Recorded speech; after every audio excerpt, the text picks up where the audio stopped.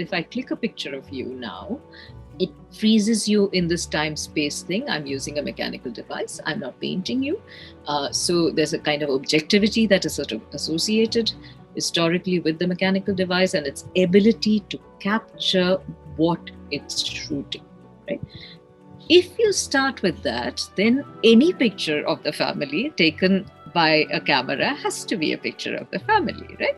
But then the question, once you do that and you start looking at these pictures and you strew them around, you will begin to first of all see certain kinds of poses and ways in which different photographs of different periods for imaging either the couple or the family.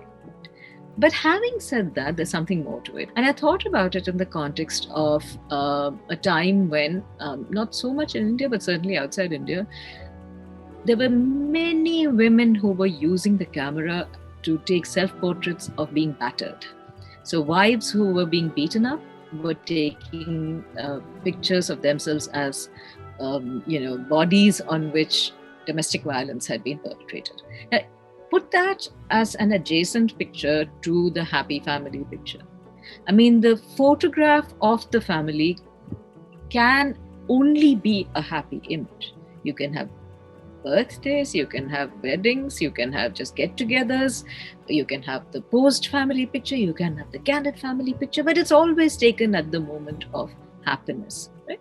It's never in the kind of spectrum of emotions. So then you need to actually look at the visual itself.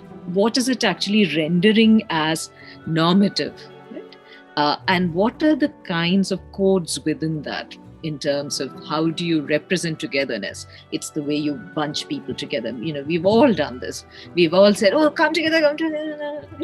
And then the hierarchy is also generational. The seated ones will be the older people, the ones behind, and so on and so forth. The kids will be asked to sit in front. So you produce a certain kind of visual image of the family as a hierarchical form without even realizing that you're doing that, right? But on the other hand, you will never run around taking pictures of huge fights happening in the family, or, the kinds of things that lead up to divorce, or when the divorce papers are being signed and all of that. So you don't have those moments. So the counterfactual is actually what makes the family photograph really interesting.